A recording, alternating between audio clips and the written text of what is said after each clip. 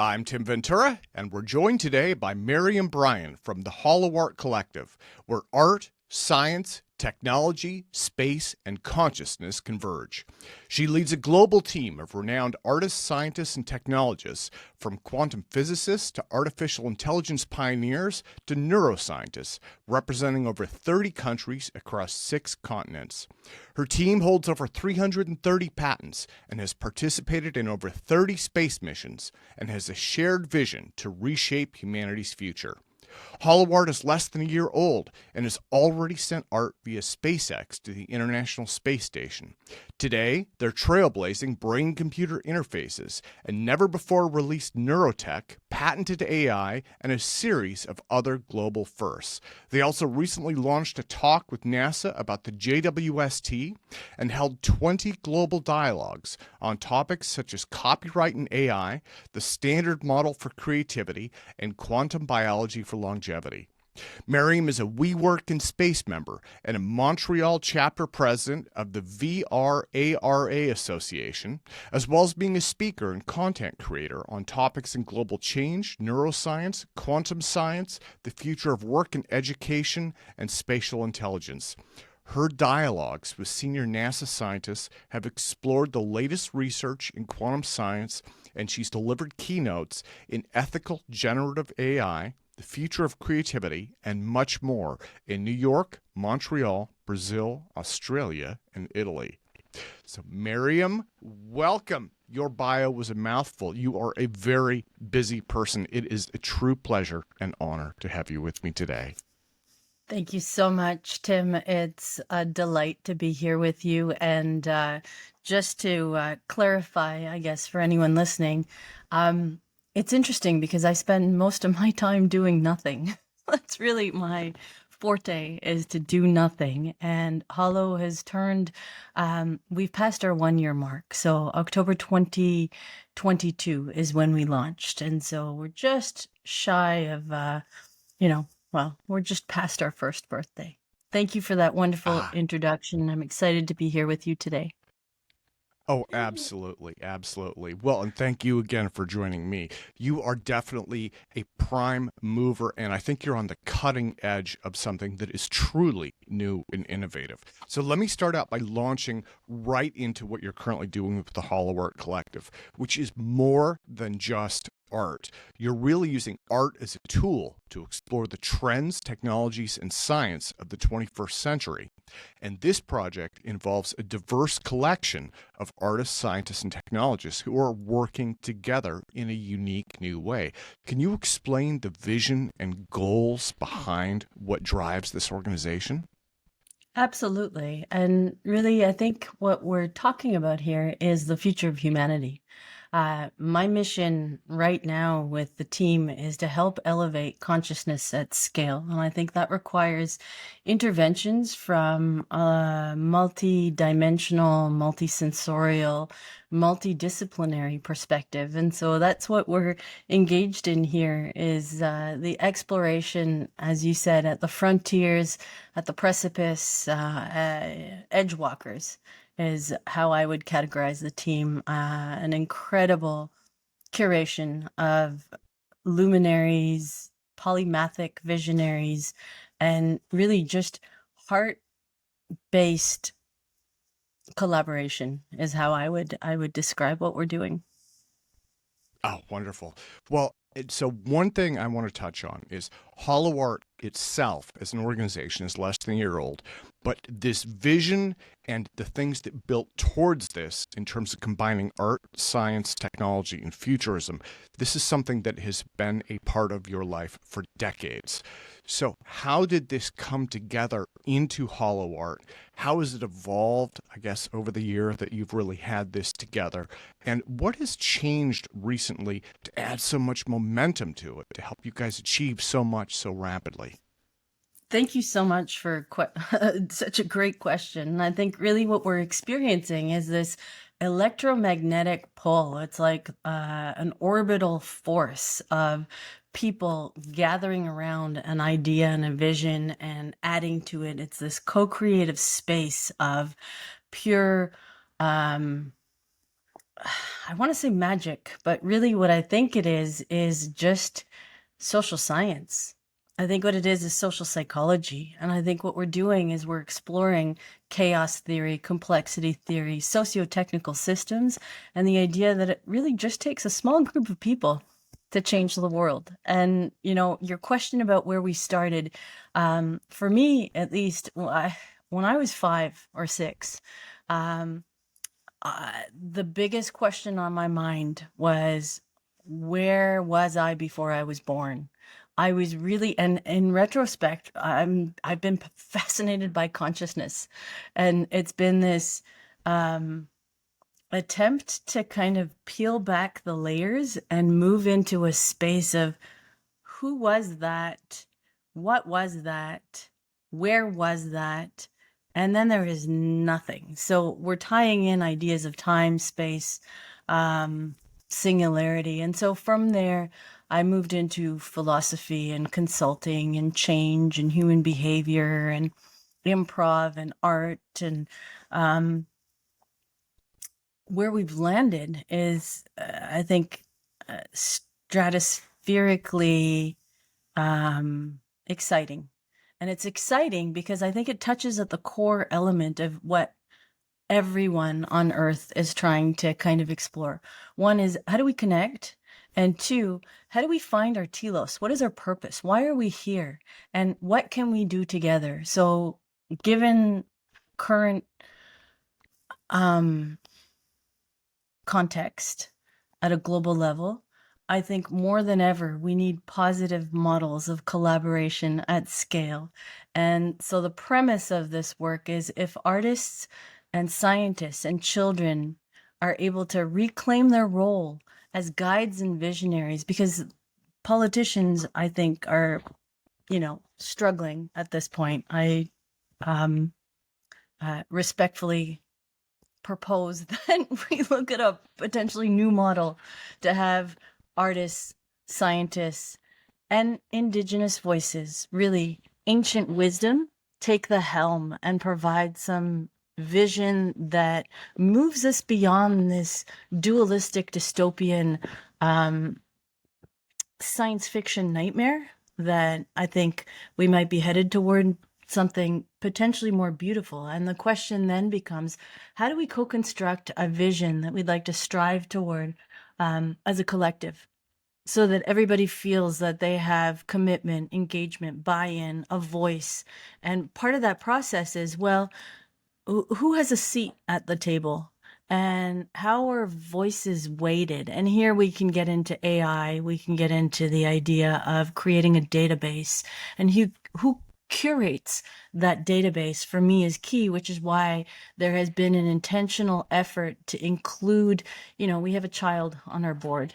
We have indigenous voices, we have energy workers, we have PTSD doctors working with veterans, we have shamans, we have pioneers in VR, AR, artificial intelligence, neuroscience. And the last part to your question is, for me, how do we create an opportunity for humanity and Homo sapiens to evolve beyond our current state towards a desired future state that includes our human machine futures? Yeah. Well, I want to get into the art part of this. You have touched on so many giant topics. Art has been a part of my life. My mother has a master's degree in art education. So growing Didn't know up, that. I was surrounded with art. Yeah, I do photography. That is my That I knew. hobby, I guess. When I have time. And so this is something that has been a part of me. I love magazine art. I do web design. These are all just different aspects, right? And all of us, I think, have artistic drives and impulses in different ways. What strikes me about your work with Holo-Art can be summed up in a single word, which is relevancy. So playing the piano or painting a portrait is art, right? As we all know. A robot playing the piano or a veteran who's wearing a prosthesis, painting, and portrait is relevant. Those are today. And I think that's something that has been somewhat neglected in the traditional or mainstream art community. But despite, I guess, the lagging that's happening there, Holo-Art is different. You are taking a leadership role and pushing out in front in these areas. So it seems like you're so far out ahead of the curve there. Do you think that's accurate? I mean, it's flattering, and I appreciate very much the praise. It's very kind of you to say. I think for me, it's not by choice. It's more by virtue of having no other choice. It's a point in time where I think humanity is at a crossroads. We have a choice. We have a choice to go back and provide substantial, profound content, process, and relationships. Because without that, what we're doing is we're entering the attention economy with the creative economy in a way that's extremely diluted, extremely precarious, built on a house of cards that is looking to perpetuate eyeballs on screens, sensationalism, and an empty experience that moves us towards procuring whatever it may be to escape ourselves, in lieu of, inviting that entry within, the ability to sit with our thoughts without any sort of electronic device, and to have moved beyond the traditional model of education, which really prunes and primes our perceptual antenna, and have us develop in different ways so that we can experience not just reality differently, but to get to know ourselves and to find that inner peace. And with that inner peace, the toroidal heart, energy and the frequency, as woohoo as it may sound, is really based on a lot of modern science. And this is linked back to ancient wisdom, the Brahmic, Vedic teachings, the Buddhist teachings, Christian, Judaic, Muslim, Sikh, Hindu. I think what we're talking about here is a singularity of understanding our divine purpose. And the best expression of that for me right now in our current economy that is focused on material and financial success is tying in the space economy, the art economy, the technology economy, and creating an intersection that is recession proof, forward thinking, but also has underlying at the base an element of integrity, virtue, beauty, wisdom, and with that, the soul fulfilling prophecy that we find in the poetry of art. And by that, I mean transformative art, be it music, theater. And we're starting to see, in the quantum realm, when plants are exposed to music, classical music or positive words, there's a symbiotic co-consciousness that's created. And if we look at the cosmic web as a reflection of our neural network, what we're seeing is that the thoughts that we create, the energy that we emanate, the frequencies that we dial into, end up really shaping our reality. And I heard you use the word art singularity a moment ago. So that I think that is another first. I think that's a big idea though, right? There's an intersectionality. And that's, again, this is one of the things that I love about the work that you're doing. So I'm going to put links up to Holo-Art for everyone. I want them to scroll down in the show notes and take a look at the work that you've done. One of the intriguing things for me just again, as kind of an example of this, is you were using AI modeling to display scientific formulas and data matrices, right? And so you're taking these things and you're turning them to an artistic form. You're representing them. And this adds an intersectionality to it, right? So it's not just a data matrix. It's not just like a quantum formula. It's something that becomes art and representational, and it's intended for its artistic value. Again, that's just one example of the work we've been doing. And for me, that's really intriguing. It says, how can we take science and technology and put these inside of something, I guess, that is beautiful and aesthetically pleasing and has meaning to us on multiple levels. So that's really exciting. That's really exciting. Well, thank you. I think I really appreciate the way that you're describing what we're in the process of offering. And I think for me, AI becomes just another brush, just another tool for artistic expression. And the evolution, the co-evolution of art and science dates back to, we can stop at the 16th, 17th, 18th, 19th century. But if we want to go back millennia, we have so much that has been lost, that the truth is, as we know it, isn't really manifest in our consciousness in that way. Another term that I like to use is art consciousness, and this idea of art typically accessing the ineffable, things that help propel science forward, so that artistic revolutions typically throughout the course of human history have preceded scientific revolutions. And this dichotomy of art and science brings us back to spirituality and religion, which was typically used as a way of coercive persuasion and control. And where we're headed now is and a way for humans to evolve, the Enlightenment movement, the idea of ascetic practices.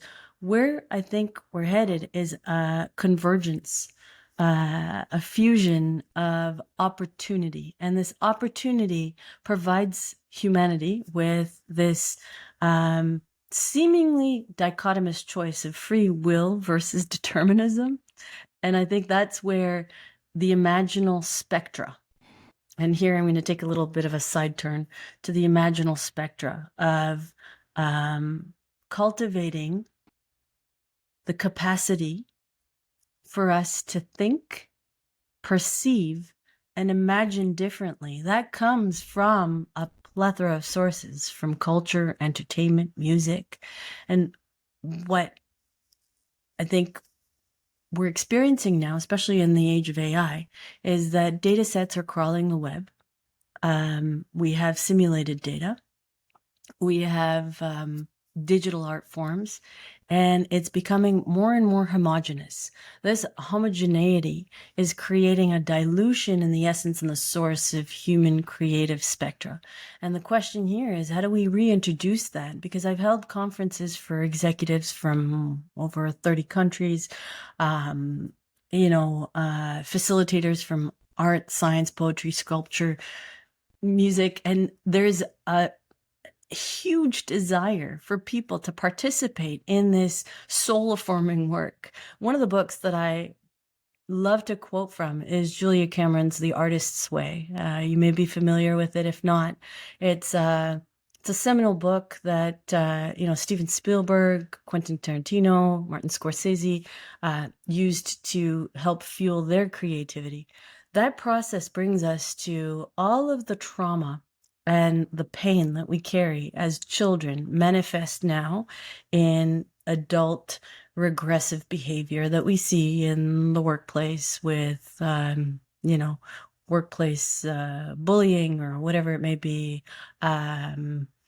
We see on the political stage with power, force, control. We also see in the family nuclear unit where there's a desire to build a hierarchy, a process, a system, a constant, a predictable way of understanding our quantum randomness. And where I'm going with this, if you follow me, is we have been primed and pruned as a species to focus on empirical data. And this is affirmed by our technological phase right now. But we're really at the cusp of the next paradigm. We're in the Bronze Age of our technological development. Where the disconnect comes from is that we're advanced, so advanced, biometrics, haptics, neurotech, there's brain-computer interface, and yet we haven't spent time building and cultivating and, flourishing that ethical, moral compass. Because without that, we're going to be off balance. And unless we can get the two aligned, then we're going to continue to see not just our environments, but our biologies, our social systems striving towards homeostasis, some sort of stability.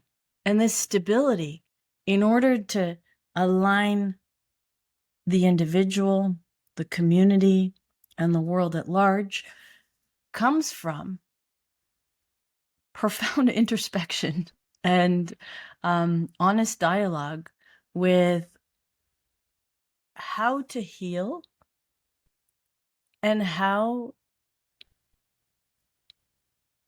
to be at peace. And the depth. It seems like there's a depth, and that's really what you're driving at. When you were describing that, my mind went to my daughter watching TikTok, like every teen out there. And to me, it almost reminds me of like the mashed potatoes of humanity, right? It's everyone is trying to do the best sensationalized 30-second to 1-minute clip they can do to get attention. And it just turns into this blur of meaningless information, right? It's not even really information. It's just data, and but it loses its depth, it loses its soul, and it certainly doesn't say very much about what's going on today or what should be happening tomorrow. And it seems like that's kind of an area that your group is driving towards, is really looking at that and saying, here's where we are, here's where we should be. Would that be fair? I think what we're saying is let's look at where we should be and let's build it together, because we don't pretend to have all the answers. We don't know.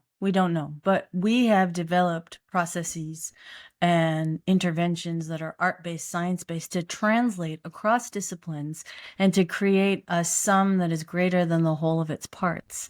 And part of that requires an understanding of how tech is developed from the advent of the internet with CERN. We're working with CERN, Fermilab, NASA, ESA, IEEE. And I think the beauty of all of this is people are starting to wake up. And they're starting to wake up to the idea that TikTok, endless scrolling, addiction to technology, some of the talks that I present on, is we're effectively changing our neural connectivity. Our attention spans have shortened. Our children are no longer able to focus in the same way. Their definition of fun and entertainment, validation, self-esteem, collaboration is no longer the same. And we've lost this connection to reality, to nature, to our breath. And we are at the mercy of these algorithmic gods that fuel our feeds with things that they know will keep our eyes glued on the screen. And the next. Part of this is driven by a business ethos. And we're seeing that shift in the eco-conscious consumerism, the circular economy, all of these things that personally I think we're a little bit beyond that right now.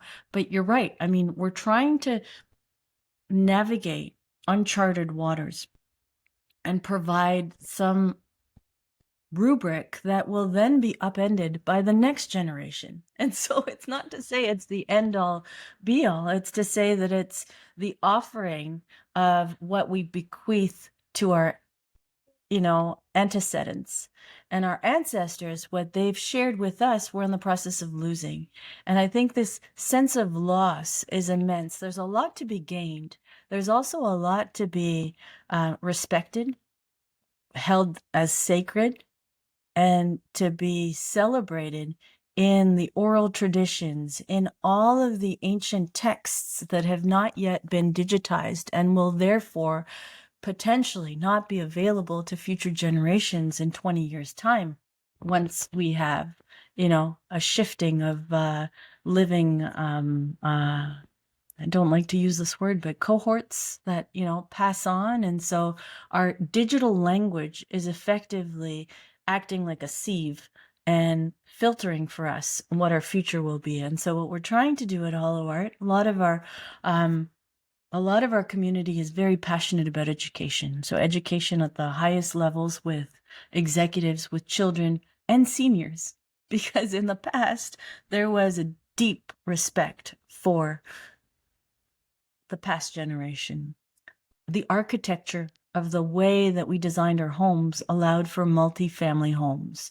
What we have now is an isolation, bigger, wider, spread out, less Yeah. community, and an enforced period of introspection with COVID and all of the restrictions that created a sense of urgency to escape from our present, partly because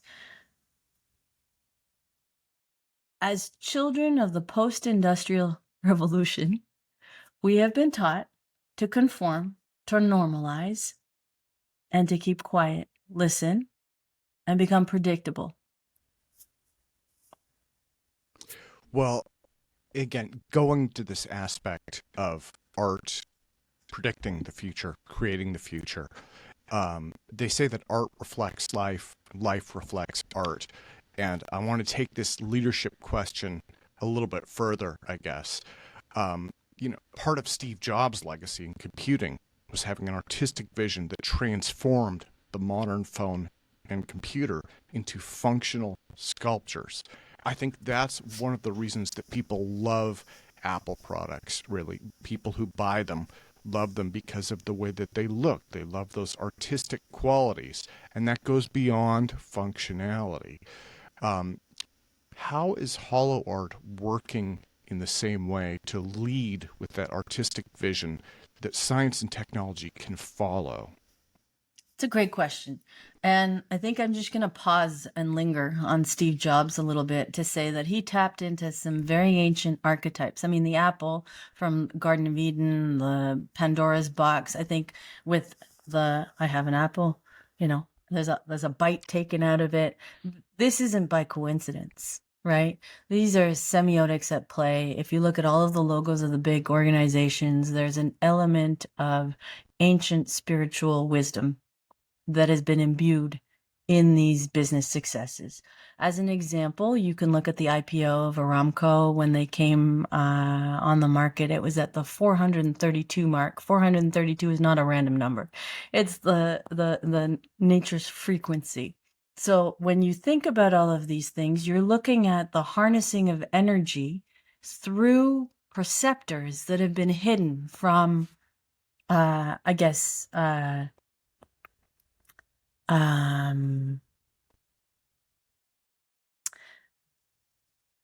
they've not been shared openly.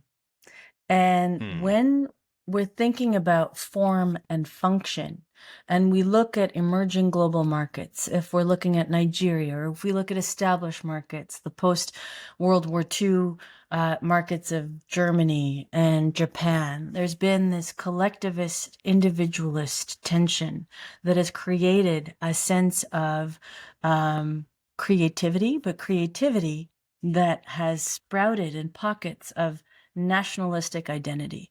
And so when you ask me that question, I think my hope, my dream, my purpose, my vision is that at some point through space travel, through quantum brain functioning and art based interventions, we start looking at space as an opportunity for us to reimagine humanity as Earthlings. And that completely changes the narrative. And if we're able to imagine that when we're in deep space, there's no longer a Russian, Chinese, American, you know, um, spaceship. It's just humans helping humans. And we see that at the International Space Station, where we had, you know, Russians, Americans, and Chinese working together. Why can't we do that on Earth? And why can't we, work with our current natural resources, which are dwindling from iron ore, lithium, nickel, you know, and then understand that our supply chain is in the process of being impacted by climate change. So when I'm talking about all of these things, it may sound overwhelming. It may sound maybe a little bit too complex, but really it's, for me, being able to see the whole picture. So it's like having pieces of a puzzle, being able to put it together, take it apart, and then offer to the people at the table. And for me, the people at the table is all of humanity, to have a seat. And by humanity, I also mean our other stakeholders, like, all of the wildlife that we're about to lose, koalas in Australia and sloths in Costa Rica are set to become extinct by 2025. Why are we not talking about that? I mean, Jurassic Park is all fun and good, but why not prevent, ocean pollution instead of trying to fund clean tech to innovate a cleanup? And what does that require? Well, it requires changing human behavior at scale. What does changing human behavior at scale require? Drastically reimagining how we live, how we, you know, uh, collaborate, and how we think, how we breathe. I'll stop there. Well, Mary, I want to get in. I want to get into some of your. I want to get into your book first. You have a couple of, again, really big things that I absolutely want to touch on while we have time. So one of the latest achievements that Holo-Art has done is the publication of a new book, Harmony Beyond Time, which is described as a 400-page tome of art, science, poetry, music, and academic papers in AI, creative intelligence, swarms, mathematics, physics, philosophy, evolutionary biology, and much more. I mean, this runs the gamut, right? And this is really exciting. Can you tell me a little bit about the book? I understand this is still upcoming. It's not out quite yet. Where will people be able to get a copy of it? Thank you. I appreciate that. And I guess this is our attempt at offering an artifact that, marks this time in human history where we have people from different disciplines, pioneers. It's for me, it's very humbling, incredibly privileged and mind-blowing to have all of these incredible thinkers, some of the brightest minds in the world, contribute just so generously and so freely and so passionately. And so you can pre-order the book at Quantum at holo-art.io. I'll send you the link. Maybe you can add it to the credits. Yeah, I'm happy to add that. Thank you. It should be ready. Part of the challenge we're facing right now is that there are so many people who continue contributing that it just keeps growing like an avalanche. But it's very, very exciting because we have voices again from children, from Indigenous leaders, from AI, neurotech, BCI, cultural anthropology, history. And I think part of this endeavor is to help add as many pieces of the puzzle as possible for one of the broadest kaleidoscopic views that will hopefully allow for future generations and even current ones to expand that imaginal aperture, to be able to see beyond our current disciplines. The way that education is, constructed nowadays is with PhDs. In order to get your PhD, I worked in academia for 15 years. There's a very long process of defending your thesis, your dissertation with your supervisors. It's a very solitary path. And typically, that dissertation becomes your claim to, a novel contribution to the compendium of human knowledge. Yeah. It becomes very difficult after 10, 20, 30, 40, 50 years for anyone to be able to say, hey, my PhD was wrong. I spent 25 years on something that is now debunked. So what we have is a perpetuation of a house of cards. We also have case studies and lab studies that are based on very homogeneous study groups of students who attend that particular university from a particular, and then we generalize based on that. And so the way that I see it and the way that I present in some of the talks is that we have the globe and we've cut it in half and we're looking through a slit. And it's kind of like the double slit experiment, which I also think is flawed, but that's for another time. I think what we have here is, a bunch of waves and particles coming through, where really what we're seeing is particles waving. Okay. Well, I also want to touch on, actually, this one, I describe this as cryptic. This is as close as I come to a cliffhanger buildup here. You recently posted about the 8th edition of the biennial Deloitte Private and Architecture, Art and Finance Report. Yes, Right. which was unveiled by Adriano Pincinati di Torcello and Anders Pettersson at the 15th Piccionati, Deloitte yeah. Private Art and yeah, and again, let me apologize for mispronouncing No, that. it's okay. But again, this was the cryptic buildup. You mentioned being proud of page 88 and 89. And so I have to ask, why? What was it on 88 and 89?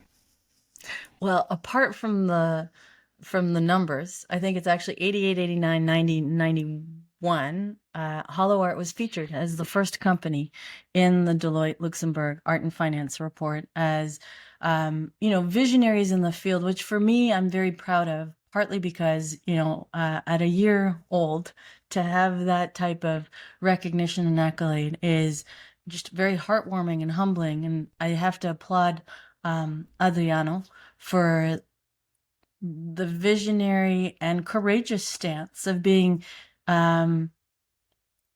convinced and believing in what we're doing enough to put us as the first company in that report.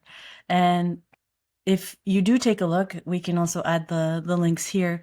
I think what they've done is a masterful and artful curation of cutting edge creativity. And where Holo is placed is at the intersection of multiple economies. And what we've done is to present people call it a new business model. And that new business model is that we're really a tech company that drives art, and the art drives the tech. And yet there's a core element of analog in this quantum space. And that analog is deeply rooted in ancient wisdom, cosmology, tying it into our current advances in astronomy, theoretical physics, and understanding of our world. So I don't know if that was too abstract, but hopefully enough. No, and I think that's an interesting topic, and that's something that we may come back to in a future interview, is being a tech company that drives art and an art company that drives tech, and again, how those two interplay with each other. So for today, Mariam, let me thank you so much for your time. It has been a true pleasure and an honor to have you My with pleasure. me. We've touched on some really big topics. I think the challenge is some of these topics are so big and comprehensive, it's difficult to focus in on them. It takes a while, right? But let me close by asking what's coming up in the first part of the new year for yourself and the Holo-Art team. There's so much, Tim. I don't even know where to start. We have a space opera that's coming to help spark the healing of humanity at scale through the rebirth of where we are and where we're headed. We have a quantum timepiece that is incredibly exciting, soon to be launched. Just watch for it. That will take a little bit of time. And then we're building a laboratory that is akin to the holodeck on Star Trek, where our vision is to have an interplanetary Holo-Art space station where we can conduct art and science experiments. That might take some time. So until then, we're earthbound, you know, gravity assisted and looking for collaborations and partnerships. And I just wanted to thank you so much for inviting me, for having us, and for honoring what we're doing at Holo-Art with your piercing analysis and getting to the core of what we're trying to do, which is to elevate consciousness at scale. So thank you. Thank you as well. Thank you so much for your time today, Thanks. Mia.